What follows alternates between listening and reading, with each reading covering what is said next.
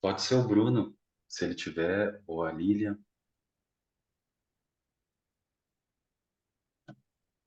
Eu acho que o Bruno O Bruno, tá por conta tá do meio off. Matheus, tem hora que ele fica impossibilitado, né? É, né? Boa noite, Gabi. Tem um Benatti aqui, mas isso não significa nada, que pode ser um tanto de Benatti. É o Rafa. Pode ser a Lilian. A Lília Vilhena? Isso. Temos Boa duas. noite. Boa noite, Gabi. Desculpa Você faz, atrás. Lilian. Então, vamos. Boa noite, pessoal. Boa noite.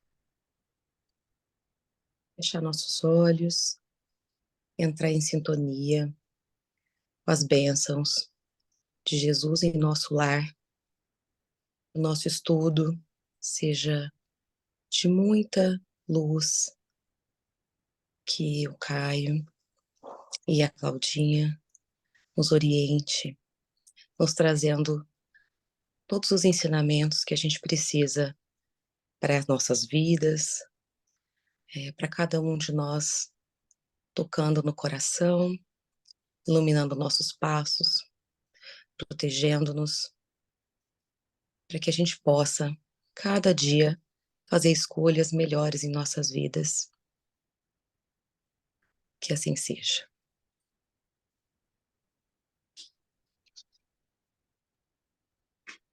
Bom, muito bem. Bem-vindo a todos. Ainda que eu não cumprimentei, a Lília chegou, ó. Lília Meirelles. É, só para relembrar, nós estamos no capítulo 6, versículo 36, 35, né? Ainda no Sermão do Monte. Boa noite, Miriam. Boa Ainda no noite. Sermão do Boa Monte, noite. boa Boa noite, noite. Vivi. Onde a gente ainda tem um pouco a estudar. Muito bem, a Claudinha e o Caio hoje, palavra de vocês.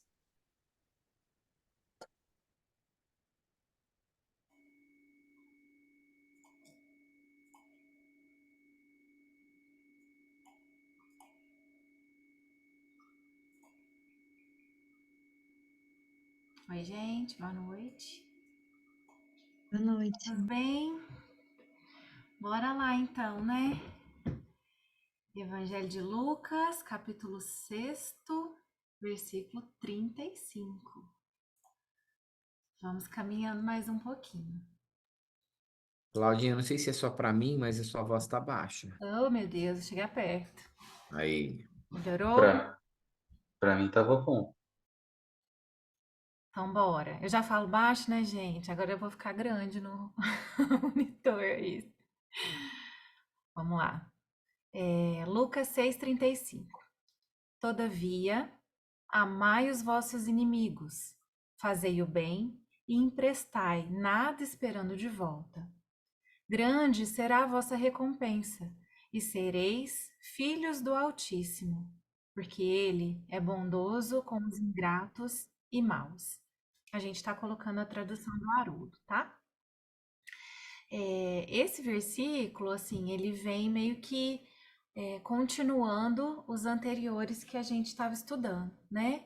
Então a gente já falou um pouco sobre os inimigos, a gente já deu sem esperar nada em troca, né? Já deu o que tinha e a capa e o que não tinha. Falamos um pouquinho de recompensa. E aí, a hora que eu mandei o versículo pro Caio, eu falei assim, ó, se me saltou aos olhos foi esse Filhos do Altíssimo. E aí a gente vai conversar um pouquinho sobre isso. Ô, Caio, você vai me interrompendo aí a hora que você quiser falar, tá bom? E vocês também, gente. Se Tá vocês bom, quiserem Claudinha. comentar. E aí, eu fiquei com esses Filhos do Altíssimo em mente, né? Como que eu me sinto em relação a Deus, na nossa caminhada, né? Nesse nível de evolução que a gente está, nesse momento da nossa existência, como que eu me percebo? como que eu me sinto? Porque um fato é que nós somos filhos de Deus, todo mundo sabe, né? É um fato para todo mundo, certo? Nós somos filhos de Deus. Mas saber que nós somos filhos de Deus é diferente de nos sentirmos filhos de Deus. De verdade mesmo. Às vezes a gente se sente servo de Deus, né? Como na parábola do filho pródigo. Então, eu comecei a me questionar sobre isso, né? Qual que é o meu sentimento em relação a essa relação com Deus? Eu me sinto verdadeiramente filha de Deus? Vocês se sentem filhos de Deus? Como que é essa relação com o Pai? E aí, eu voltei um pouquinho lá em Lucas, a gente já passou por esse versículo, e aí eu me lembrei disso, assim, né?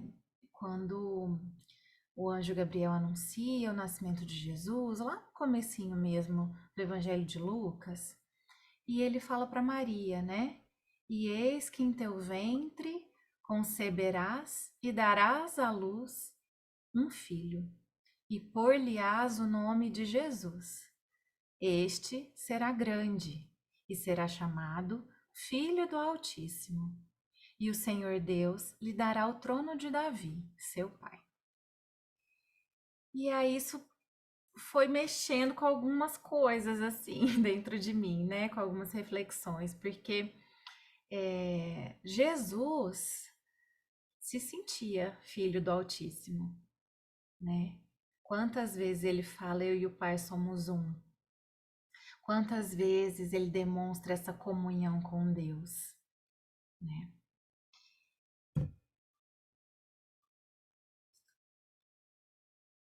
E aí, vou ter que botar vocês aqui no cantinho.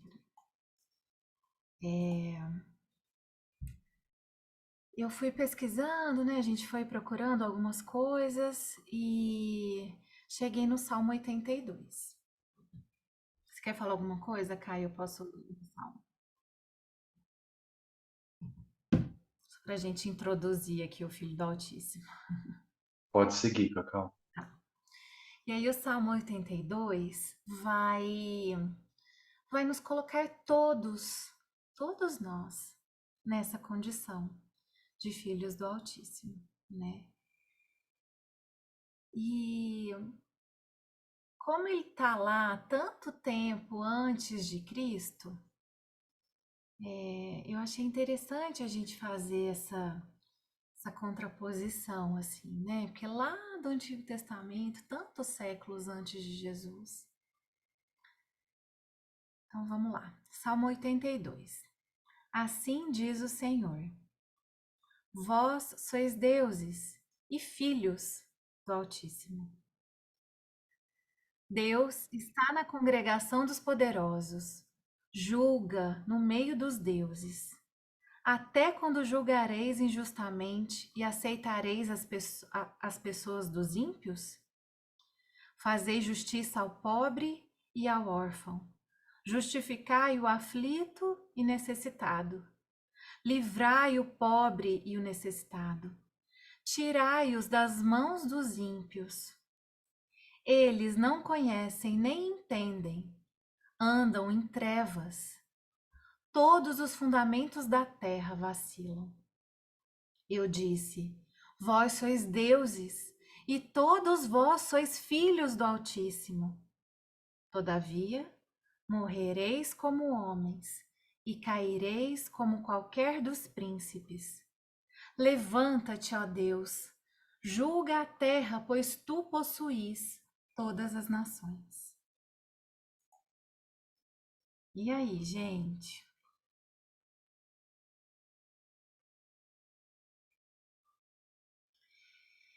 E aí que eu falei, gente, mas isso aqui tá muito conectado com esse versículo, né?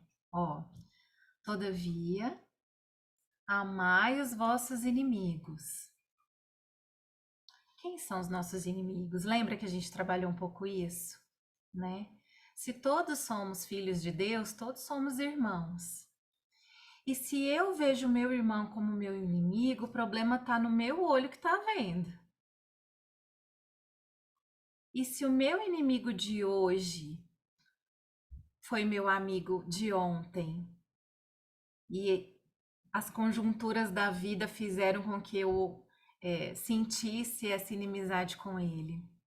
E nessa vida eu recebo como filho, ou como irmão, ou como, né, ou ele, né, ou como pai, me recebe como filha, como amigo, como vizinho, enfim, ressignificando isso.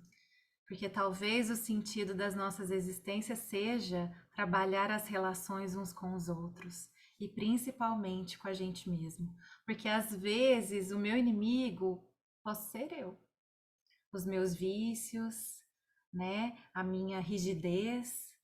Porque se o meu inimigo externo aponta um defeito que eu tenho que mudar, na verdade ele está me ajudando e eu consigo olhar para esse defeito que ele me apontou e eu melhoro isso é uma baita de uma ajuda, né? Mas se eu não consigo olhar ou estou com os véus que tampam o meu entendimento e os meus olhos para olhar os meus próprios vícios, né? E eu tô sendo meu inimigo nesse momento. Então, amai os vossos inimigos, porque ele é inimigo temporário. A inimizade não é infinita. Um dia ela vai deixar de ser. Porque o seu inimigo pode ser seu filho, seu pai, seu amor, sua irmã, sua mãe. Então, amai os vossos inimigos. Fazei o bem e emprestai, nada esperando de volta. Que foi o que o Cristo nos ensinou, né? Fazei o bem por fazer o bem. Não porque tem um olhando, não porque a mão direita olha o que a mão esquerda faz ou vice-versa. Fazei o bem e emprestai sem esperar nada de volta. Porque senão não é fazer o bem, é uma troca de favores.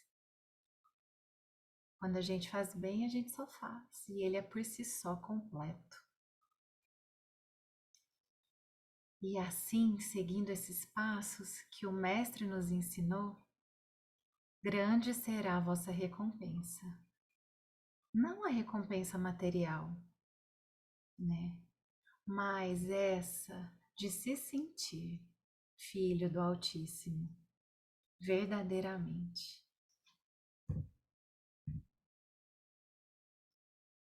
E aí, lendo esse salmo,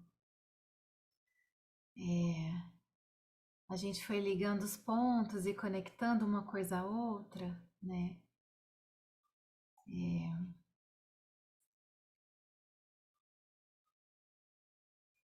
Se a gente se sente comandado por Deus, protegido e amparado por Ele, nesses passos que a gente vai dando, a gente se fortalece, a gente confia. Até quando julgareis injustamente e aceitareis as pessoas dos ímpios? Até quando? Até quando a gente vai continuar julgando o meu irmão? Até quando eu vou continuar julgando o meu irmão?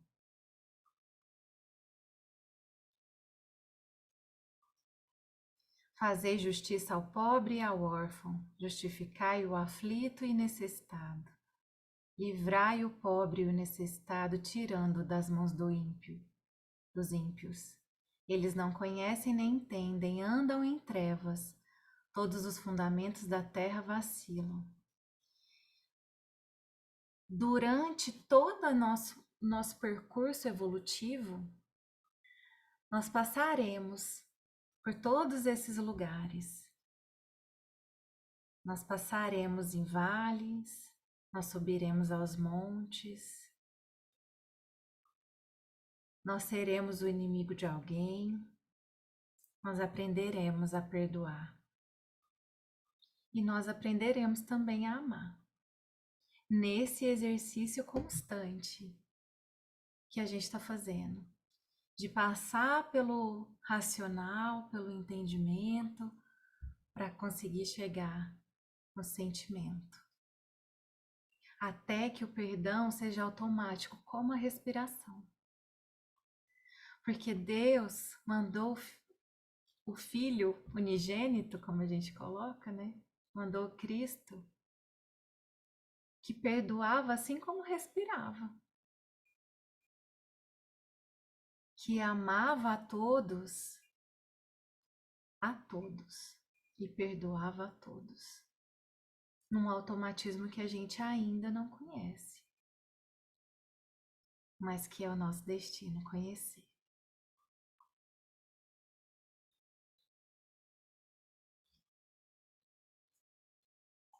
Quer falar, Caio? É, essa questão que você falou, Cacau, de identificar primeiro, né, quem é o nosso inimigo.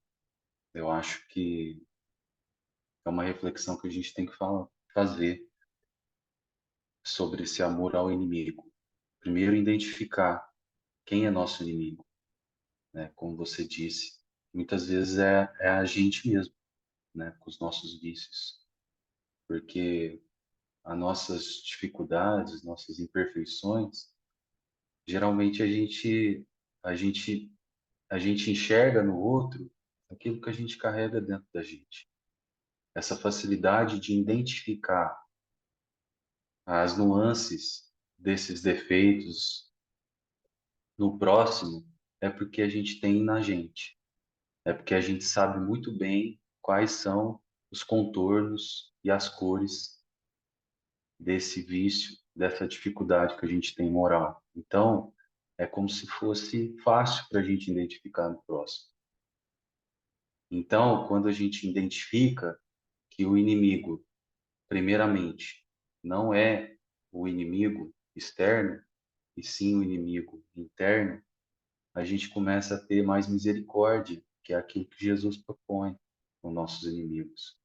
Para que na hora de fazer a análise, o pré-julgamento, a gente seja mais passivo, tenha mais compaixão, porque se a gente identifica na gente primeiro esse defeito, essa dificuldade, e a gente se perdoa por isso, ou a gente compreende que a gente precisa melhorar, é óbvio que na hora da gente analisar o externo, a gente vai ser mais benevolente com o próximo.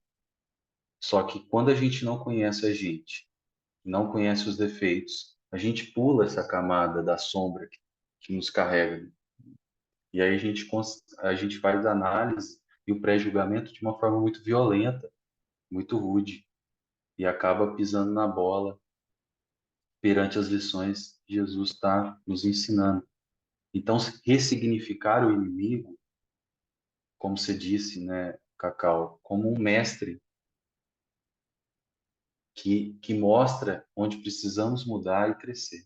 Então, a gente tem que ver o inimigo como uma oportunidade que o mestre nos deu de ser o mestre das nossas lições, o inimigo ser o mestre das nossas lições, daquilo que a gente precisa aprender, até que seja automático, até que o perdão seja mais fácil de ser feito, porque a gente está nesse mundo porque a gente erra, a gente está cheio de defeitos, né?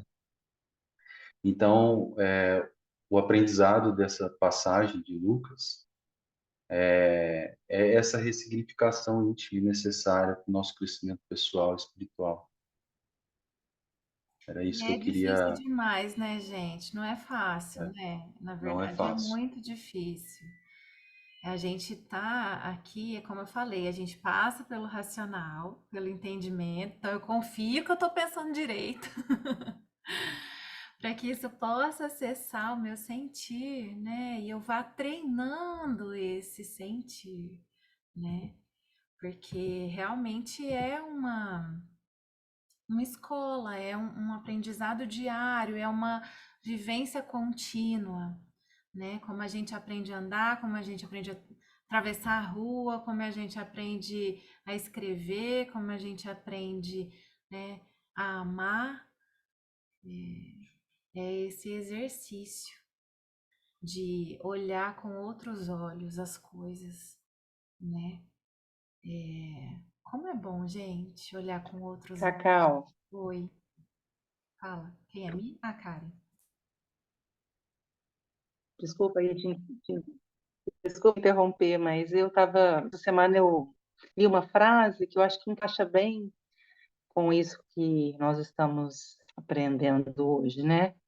A frase é assim, que à medida que nós vamos essa frase nos compara a uma árvore, o crescimento de uma árvore, né? À medida que nós vamos verticalizando, aumentando os nossos galhos em direção à nossa evolução, as nossas raízes vão descendo mais profundo também, nós conseguimos identificar mais profundamente aquilo que está embaixo da terra, né? Obscuro ainda que a gente não consiga identificar. Então, as raízes vão crescendo também, buscando essa dificuldade de ainda interpretar ainda que aquilo que nós não conseguimos identificar em nós, ainda as nossas dificuldades, as nossas imperfeições, né? E à medida que a gente vai buscando essa verticalizar, ao mesmo tempo as raízes vão se aprofundando. Eu achei que é bem isso que nós estamos estudando aí, né? Essa frase na hora me veio na mente, a hora que eu li.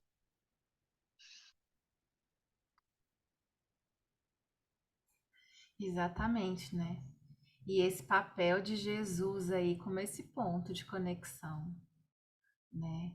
Entre a gente e o divino, né? Nessa verticalização também. Quando eu comecei a pensar sobre me sentir filha de Deus, né? E aí, voltando lá no versículo 1 de Lucas, que Jesus é o Filho de Deus, Filho do Altíssimo, pensando nessa comunhão com o Pai, nessa conexão com Deus, né? Como que ela se dá no meu dia a dia? Como que ela acontece na nossa vida, né?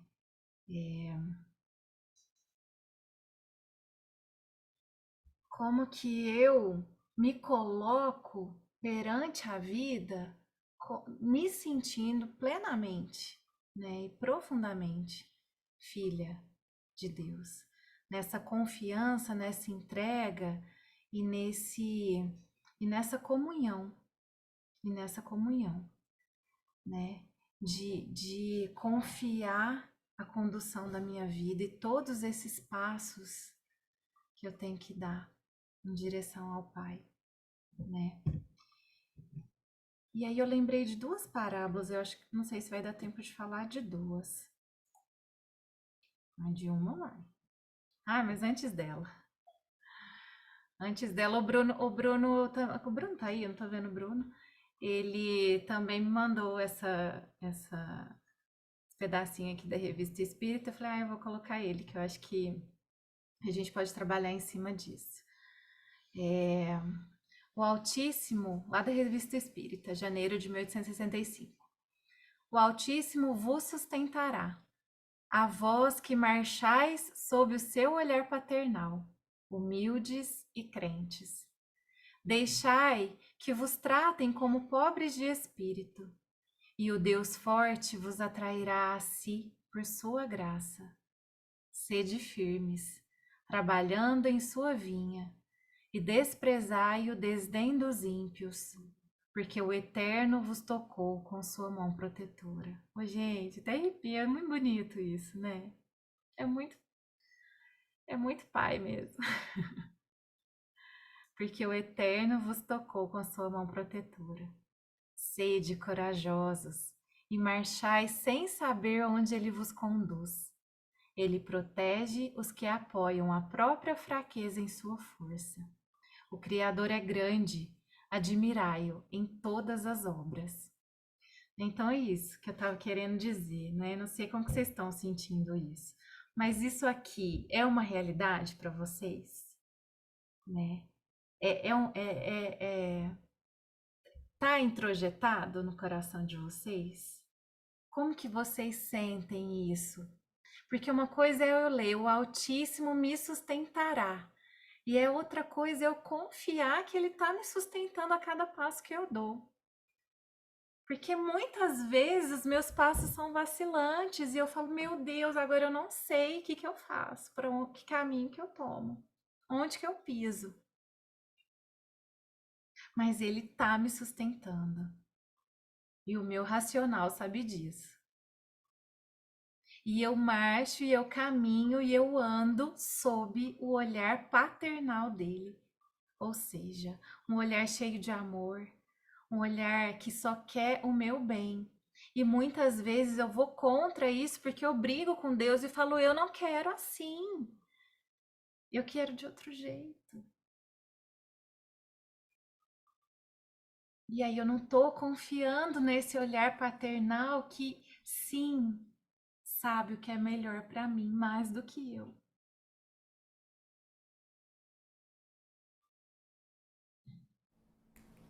E quando eu ajo como pobre de espírito, e a gente já viu essa passagem também, né? O que é ser pobre de espírito, ser humilde de coração. Claudinha, Oi, eu ia- pode falar.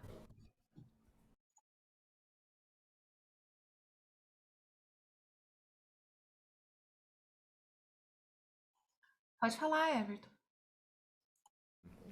é porque a gente está num descompasso aqui para poder te ouvir. Liga um notebook, desliga o outro. Eu não sei qual que eu tenho que ativar para poder falar. Explica aí o que é pobre de coração, pobre de espírito, para quem está chegando nos últimos 2 meses, 3 meses, não pegou o início do Sermão do Monte. É verdade. Pobre de espírito é humilde de coração, né? É aquele que, que sabe a grandeza de Deus e que não se coloca como orgulhoso, que não se coloca orgulhoso no sentido de olhar para ele e não para o outro, né? É humilde de coração. E aí Deus, seguindo esses passos de Jesus, né?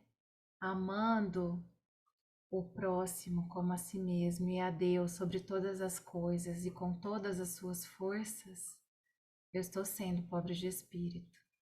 E estou sendo atraído pela força de Deus, pelo abraço do Pai.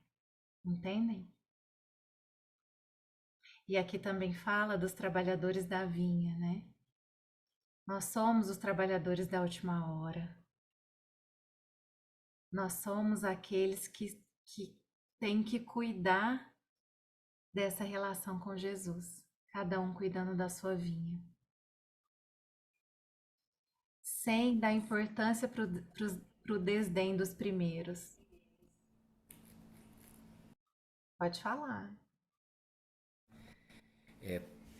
Quando a gente lembra do renúncia, isso fica tão claro, porque em todo momento a Alcione, ela fala assim: eu tenho me fortalecido nas minhas preces, pedindo para que Jesus me sustente naquilo que ela sabia que era o certo, né? Ela sabia, então assim, ela se via de frente, né, a um homem que ela amava de uma forma absolutamente assim imensurável, e ele também a amava, mas ele tinha um compromisso com a batina e isso para ela era extremamente sagrado. Então ela pede assim: eu peço por mim e peço por você.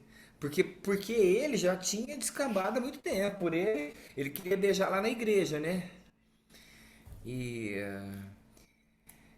e aí, em todos os momentos, se você for pegar a fala, assim, eu que já li o livro muitas vezes, e aí você vai prestando mais atenção, em todos os momentos que ela é posta assim, No extremo, no limite do limite, ela fala assim: o Senhor me fortalecerá.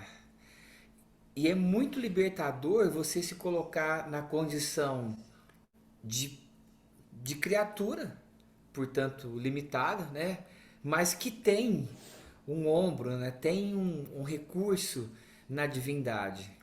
Eu me lembro de uma música antiga que eu ouvia quando era criancinha, que falava assim: encosta sua cabecinha no meu ombro e chora, e conta essas suas mágoas todas para mim, né? Às vezes a gente não tem um ombro que consegue nos entender aqui, mas no Cristo, na divindade, a gente sempre pode partilhar os nossos mais íntimos pensamentos, né? E isso é muito libertador, porque você pensa assim: o Senhor me conhece melhor do que eu, sabe das minhas limitações, e mesmo assim me permite vivenciar tal ou tal coisa, é porque eu posso vencer. E eu vou vencer. E isso te enche de coragem, porque quantas vezes a Alcione precisou, né? Quantas vezes, com o pai, com a mãe, com o Carlos, com todo mundo, né? Ela O Carlos é o precisou. pior. O Carlos é o pior. É. Eu até falei pra Lilia ontem que eu encontrei com ela, eu falei assim: gente, tem hora que a Alcine quase irrita a gente, tão boa que ela é. E o Carlos só canelada, né? Não é possível. Forever, isso mesmo. Mas precisou dessa coragem, né? Precisou dessa coragem, mas sabendo que tinha essa sustentação do Pai, né, e do Cristo. Porque aqui fala, né? Sede corajosos e marchar sem saber onde ele vos conduz. Não é só Pedro, não. Crê te levareis onde não queres ir, mas não é só com ele, não. Com muita gente, né? Às vezes a gente não quer ir, mas é o melhor para nós, né? Claudinha, essa questão dos seis corajosos me vem uma imagem que a gente às vezes tem dificuldade de ter essa fé que Kardec agora nos propõe na revista e que a Bíblia também fala, que é aquela ideia de que a nossa fé às vezes é como se Deus fosse aquele senhor de barba lá, né? E às vezes a gente, para a gente acreditar que vai dar certo, a gente fica pensando, ó, põe a mão aí para me pisar para ver se dá certo. A gente não põe o pé primeiro, tendo a certeza de que Deus vai colocar a mão dele para nos proteger e a gente não cair. Então, o, a atividade, né, o movimento deveria partir de nós, mas a gente às vezes não é corajoso como deveria ser, porque a gente precisa primeiro pôr o pé, para depois Deus, em sua imensidão, pôr a mão dele, mostrando que não haverá problema, não, a gente não vai cair, né? Mas a gente tem a gente é muito medroso ainda, né? A gente não avança com, com medo de cair. Então a gente sempre fica falando, ó, põe a sua mão aí para depois eu dar o pulo até você. E tá tudo Eu vejo certo, isso. gente. Tá tudo certo. É, Tá tudo bem, né? Hoje a gente tava conversando antes, né, Caio?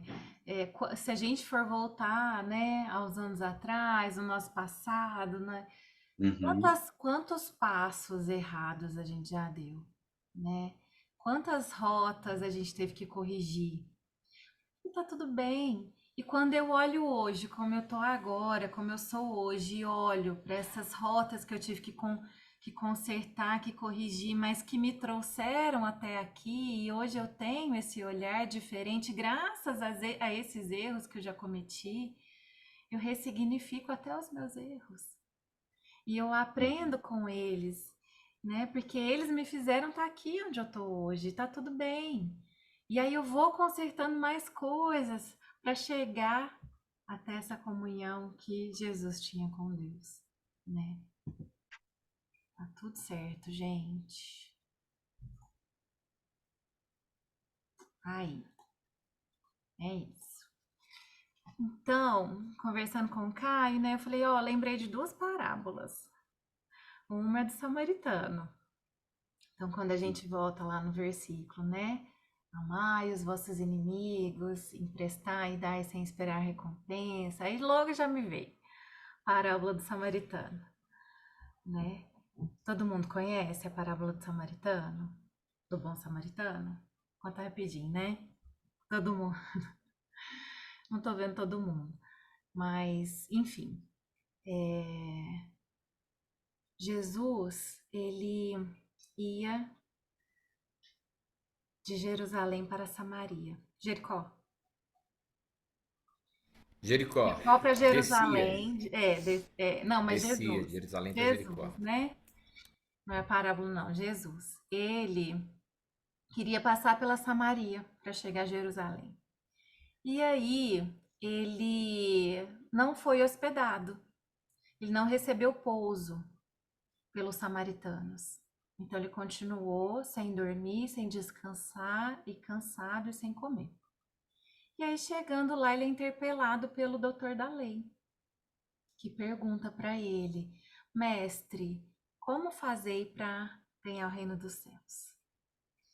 E aí, Jesus responde: O que está escrito na lei? Como lês? E aí, o doutor da lei fala: Amarás o Senhor teu Deus de todo o teu amor, de todo o teu entendimento, e o teu próximo como a si mesmo. E aí, Jesus diz: Muito bem, disse muito bem, faça isso e viverás. E aí, o doutor da lei pega então, querendo testar Jesus, fala: E quem é o meu próximo? E aí Jesus conta a parábola do bom samaritano. Ele que estava com sede, com fome, cansado, por causa do samaritano que não lhe deu abrigo. Ele conta a parábola do bom samaritano, que era ninguém mais, ninguém menos do que inimigo mortal dos doutores da lei, dos fariseus, né? O bom samaritano é aquele que estende a mão ao homem caído, sem saber quem ele é, que cura as suas feridas, que aplaca as suas dores, que leva ele até um pouso seguro para que ele se refaça e que paga para o dono da estalagem cuidar dele. E aí, o pastorino, na sabedoria do Evangelho, tem essa interpretação que eu adorei, que eu achei que casava com o nosso versículo de hoje. Podemos interpretar a lição como uma indicação do caminho que a criatura perlustra na Terra. Olha que interessante. Inicialmente, o homem se lança ao mundo, encarna, numa viagem que desce de Jerusalém para Jericó. Isto é, que baixa suas vibrações, descendo do espírito pacificado à mutação variável da personagem terrena. Na descida, encontra-se com numerosos e variados percalços que o maltratam e ferem. Então, o homem que está caído, ele está todo machucado, ele está nu e ele está desmaiado. Então, muitos são os percalços que a gente passa que nos ferem, que nos machucam, que roubam a nossa paz, que roubam os nossos sentidos e as nossas emoções, que nos reduzem a situações de frangalho humano, a um ser decaído na condição de incapaz por si de reagir e vencer o jogo. Não estou falando isso de hoje, estou falando isso de alguma experiência que a gente já possa ter tido nas inúmeras vidas que já tivemos. Já nos sentimos caídos, em frangalhos, incapazes de reagir por nossa conta, precisando de alguém que estendesse a mão. Estendesse a mão. Caio, você vai me interrompendo? Tá, pode continuar. O intelecto perde sua ação e fica paralisado, e fica caído, e nu, ou seja, sem capacidade de compreender nem de raciocinar. O que primeiro chega ao seu lado, então o homem está lá caído, desmaiado, machucado, sem condição nenhuma de reagir. E aí passa do seu lado um sacerdote, que teoricamente seria a pessoa ideal para estender a mão para ele. E aí o Pastorino faz essa correlação aí com como sendo esse representante das religiões organizadas. E que o resultado da atuação das religiões é ironicamente salientado, ou seja, ele passa de largo, o mais longe possível para não se contaminar, o mais longe possível de quem realmente está necessitando. É da boca para fora. Eu falo que eu preciso ser benevolente, eu preciso ajudar, que é bom, que é o certo, mas eu não faço, eu não ajo assim. Eu prego, mas não realizo, independente das circunstâncias, né? Da justificativa. Eu sempre tem uma justificativa para não agir. Eu ensino, mas não pratico. Utilizo a voz, mas não as mãos. Em conclusão, o desejoso de espiritualidade, ou seja, aquele que está estudando para se espiritualizar, o mendigo do espírito fica na mesma, sem ter como modificar seu estado, amargando as dores e suportando as aflições do seu estado. Então, aquele que está caído, aquele que está machucado, aquele que precisa sair dessa condição material e ascender, né, ao espiritual, continua ali caído, porque ele não recebeu a ajuda do sacerdote. O segundo, que é um levita, que é um ajudante do sacerdote, mais ou menos parecido, né? O segundo com que deparam os feridos da vida é o levita. Descrente da ação das religiões que não atuaram na sua sede íntima, coloca a esperança de recuperação. Outra desilusão soma-se à primeira. Seus companheiros também passam ao largo. Quanto aos problemas profundos, não resolvem as dificuldades íntimas e nada trazem de novo. E, de tudo despojado, nu e caído em sua romagem terrena, a vítima sofre calada o choque de retorno kármico dos seus erros. Então, ainda mais uma chance de sair daquela condição. E não recebe ajuda novamente.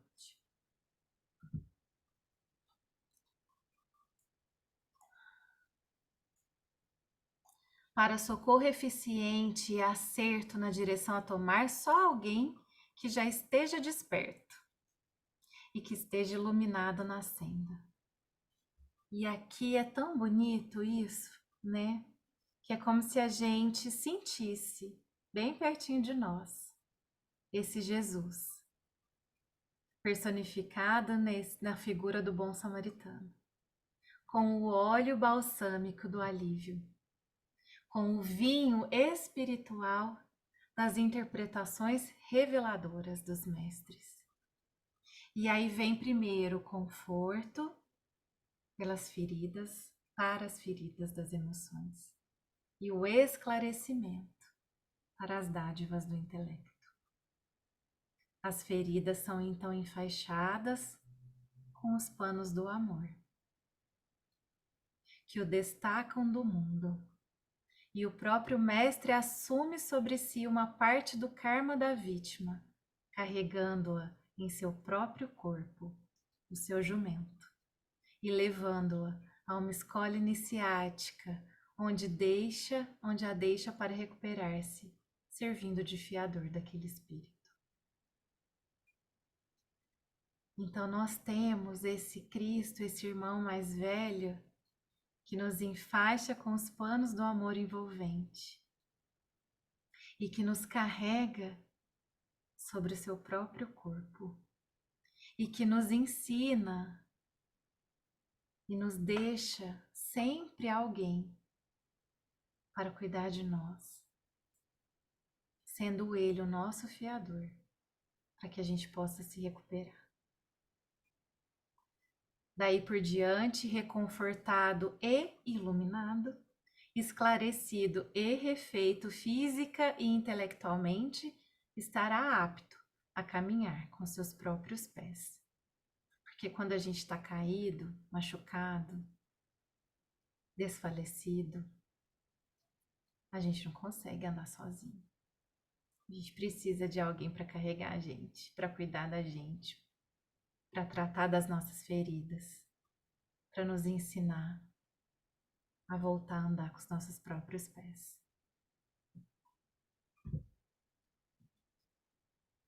E será que a gente, que já esteve no lugar do caído, a gente também ocupa esse lugar do bom samaritano? Teve? Já teve? Não teve? Tá caído mesmo. Ainda tá? O que eu acho legal Vai também, trocando Cacau, de papéis, né? Eu acho que a gente vai trocando. Fala. é o que eu acho legal também dessa questão do texto do Carlos Torres, Pastorino, é que ele interpreta, eu posso estar errado, mas eu vejo isso no texto, que a viagem de Jerusalém a Jericó é como uma metáfora da encarnação, eu acho, onde a alma desce um estado de paz e espiritualidade, que seria Jerusalém, para o plano terreno da existência com suas provações e tribulações, Jericó, no caso.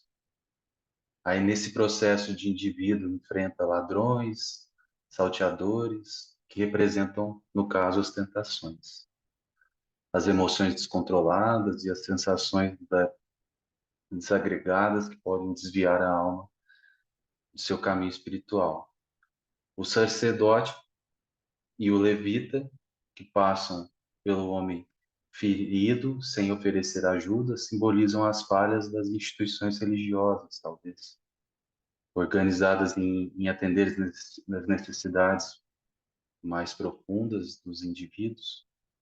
O Pastorino pondera essas instituições por falar da espiritualidade sem praticá-la, destacando a discrepância entre os ensinamentos pregados e as ações realizadas. Então, o samaritano emerge como um símbolo daquele que está verdadeiramente iluminado na senda espiritual. Ao contrário do sacerdote, do levita, o samaritano oferece ajuda concreta, eu acho, representando a compaixão em ação, em atividade. E o samaritano também assume uma parte do karma do homem ferido, né? Como você acabou de falar, simbolizando uma responsabilidade compartilhada na jornada espiritual e na importância do auxílio mútuo. Esse texto do Carlos, ele é fantástico. Você foi muito bem iluminado em trazer para a gente. Eu creio que a conclusão desse texto, ele invoca a ordem de Jesus para ir e fazer o mesmo, né? Ressalta o chamado para a ação de todos os seguidores dele. Não basta simplesmente a gente entender os princípios espirituais, é necessário, né, então, aplicar ele na vida, no nosso cotidiano, ajudando aqueles que têm a necessidade e assumindo uma parte dessa responsabilidade. Enfim, eu acho que é interessante trazer esse ponto também. Me perdoa te interromper. Imagina. É exatamente isso. É exatamente isso. A gente, enquanto caído, que recebe esse auxílio do Cristo, e aí ele vem e diz: vai tu e faze o mesmo. Porque o Uhum. nosso destino é chegar a isso, a agir como Cristo, né? E aí a gente tem que Claudinha, treinar. Oi. Só uma coisa para não perder o ponto do que o Caio falou, é que Jerusalém era a cidade divina. E Jericó é a cidade mais velha do mundo. Era um centro comercial e também um centro assim de sensualidade, de paixões, né? Em nenhum outro termo do Novo Testamento Jesus vai dizer fulano descia de X para X. Só nessa parábola. Só nessa parábola.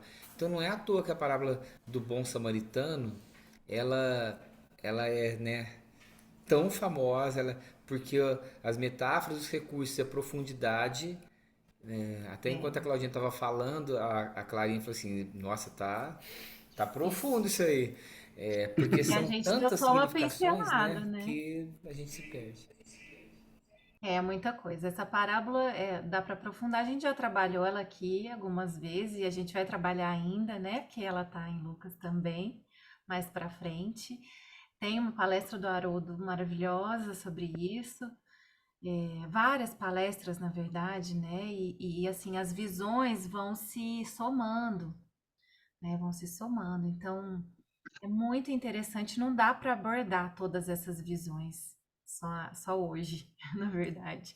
A gente até que deu só uma pinceladinha, porque eu queria chegar nessa ligação com o versículo, né? É, porque às vezes é mais fácil a gente ser o caído. É mais fácil do que a gente ser o que estende a mão, né? Esse exercício de amar os nossos inimigos, que a gente vem trabalhando há algumas semanas já, não sei se 3 ou 4, é, por muito tempo. É um exercício que a gente vai galgando palmo a palmo, passo a passo, um pouquinho aqui, um pouquinho ali, para ir treinando o nosso coração nessa automatização do perdão e do amor, né? E aí Jesus vem e diz: vai tu, vai você, que um dia foi caído, mas agora você levantou, andou com seus próprios pés, já foi cuidado, olhado, amparado, guiado, e agora vai você. Vai fazer a mesma coisa por outro que está lá caído, né? Percorre as estradas do mundo e socorre. Socorre com as suas mãos. Derrama a sua paz como óleo reconfortante. Despeja o vinho do teu conhecimento espiritual. Enfaixa as ligaduras amorosas do teu coração e assume sobre o teu corpo a responsabilidade kármica e serve tu de fiador de quantos encontrares aflitos, angustiados, feridos, inertes, caídos, desprezados, desesperados, durante a tua peregrinação pela face do planeta sofredor.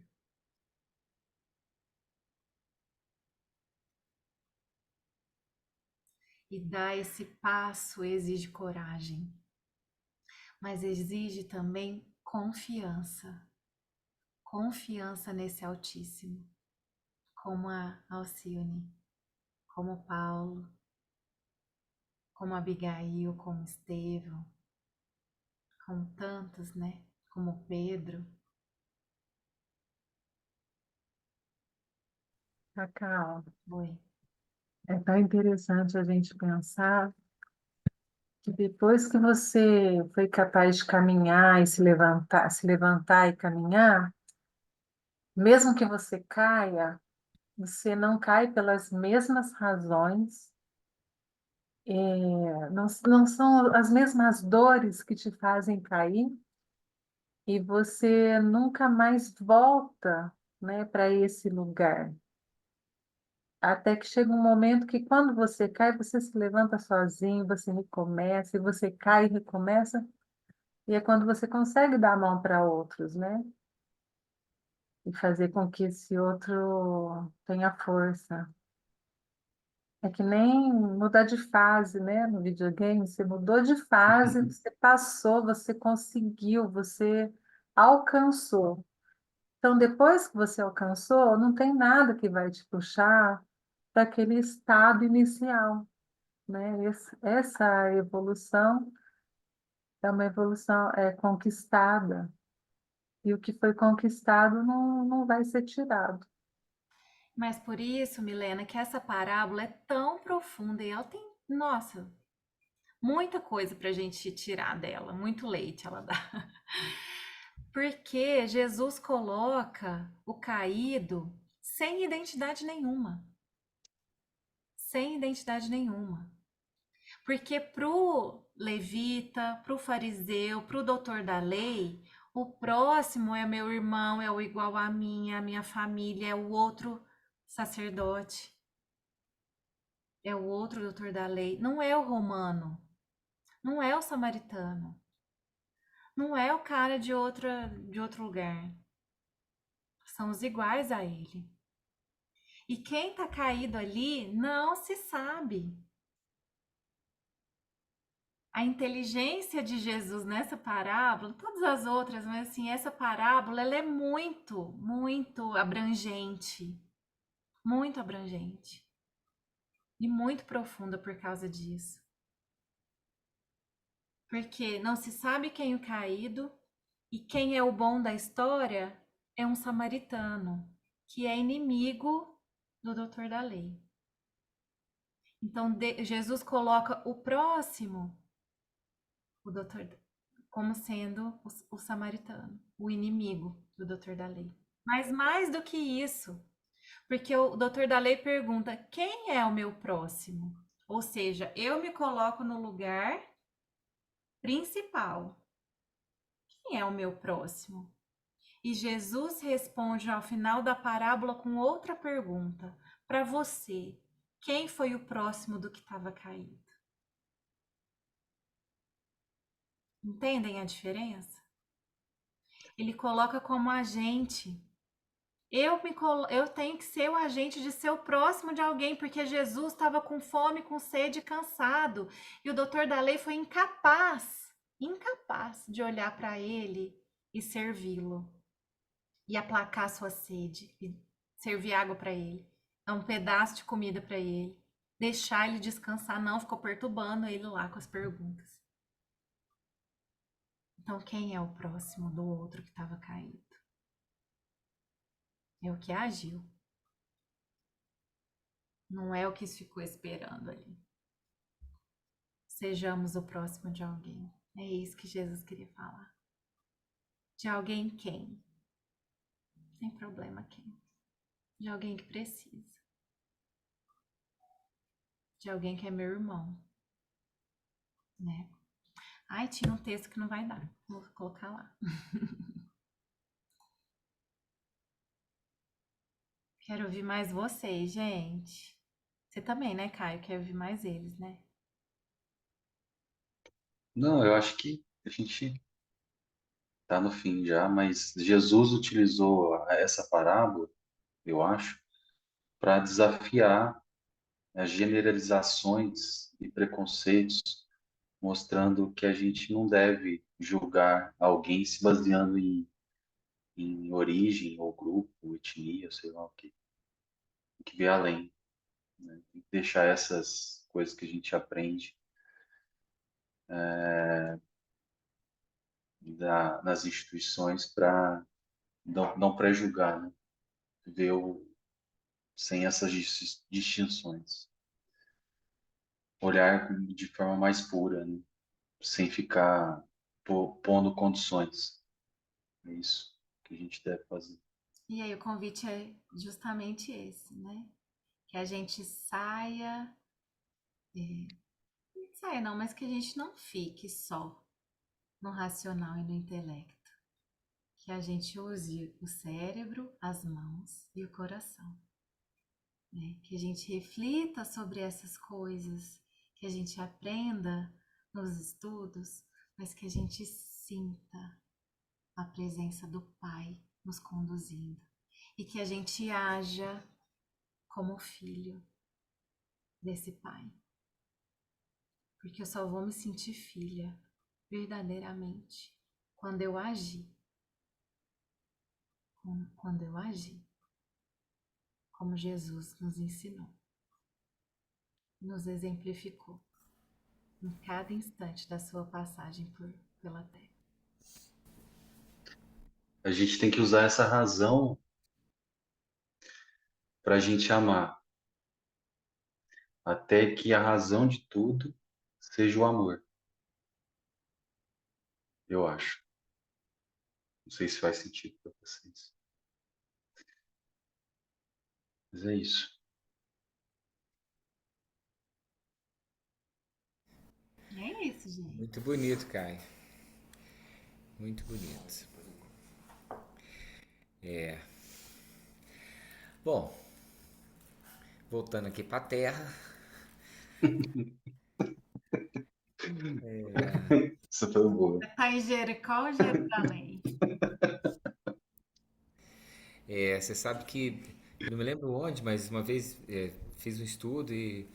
Ah, lembrei. Quando a gente fez o estudo de Jesus conhecendo Pedro, que ele fala assim, Jesus manda ele se afastar um pouquinho da terra, né? Mas não é muito, é um pouco.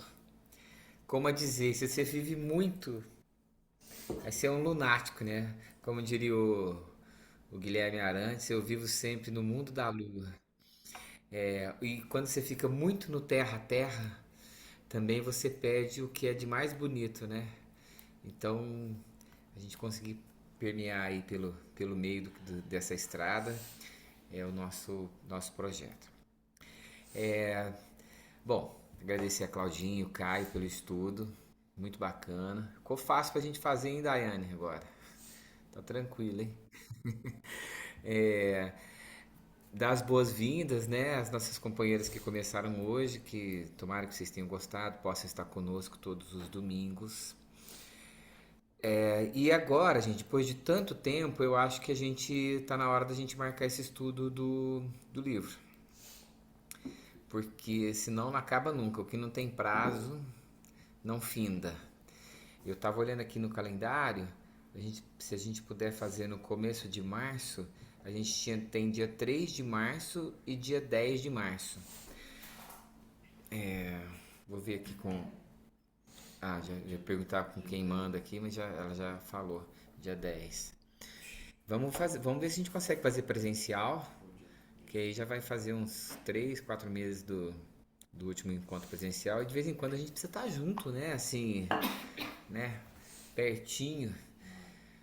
Tava até vendo a Sandra que, nossa, a gente pode pôr a Sandra para cantar. Vocês lembram que ela mandou um áudio para nós, né? Da outra vez, ficou muito bonito. Muito bem, tem o Zé para tocar, tem o Caio, tem o A Sandra não Rafa. puder, viu, Sandra? Eu te substituo. Só que não, né? Artista aqui é o que não falta. Muito bem, muito bem. Quem vai fazer a prece para nós finalizarmos?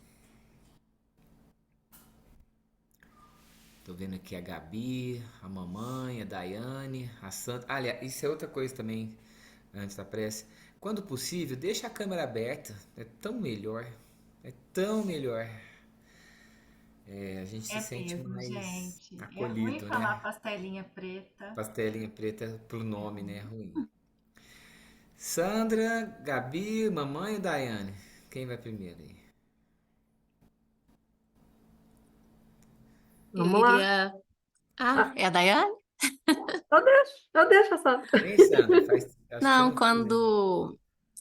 quando a gente canta, a gente ora 2 vezes, né? E me deu vontade de cantar, finalizando cantando, Tá ótimo. que tem a ver aos pés do monte, né? Me deu vontade de cantar aos pés do monte. E aí, quem quiser cantar comigo, agradecendo esse estudo de hoje, tão profundo, tão amplo, tão especial, que a gente pode conhecer vários caminhos, várias palavras, várias letras, mas o mais importante é a conexão com o coração. E isso nós sentimos hoje, sentimos nesses estudos de domingo. Vou tentar puxar o tom aqui. Um sentimento me ronda, não sei dizer, tudo é novo para mim. Meu coração se renova, sinto a esperança invadir o meu ser. Quero ser manso, ser limpo, ser justo e pobre de espírito ser. Tua palavra me sonda, me conta do reino que espera por mim. Eu te ofereço meu pranto, as dores da alma que quer renascer. Eu ouvi tua voz, teu falar me encantou, quis seguir, caminhar, quis saber para onde vou. Eis-me aqui, minha dor serenou. Obrigada pelo estudo de hoje. Esse grupo aqui, hein, gente? É uma verdade, hein? Muito obrigado a todos. Ótima semana, viu? Bom final de domingo. Beijos. Com Deus. Obrigada, Boa noite, gente. gente. Obrigada. Beijo, fique com Deus. Boa noite, pessoal. Uma Boa boa semana semana, para pessoal. todo Boa mundo. noite. Obrigada, Obrigado. Caio. Obrigada, Claudinha. Obrigada. Obrigada, Sandra. Me emocionei com a música. Obrigado a Bom, todos. Boa semana. obrigada, gente. Boa noite. Foi lindo, Gente, tem Sandra. outra página aqui de gente. Ó, não tinha visto. Os janelas. Delícia. Beijo.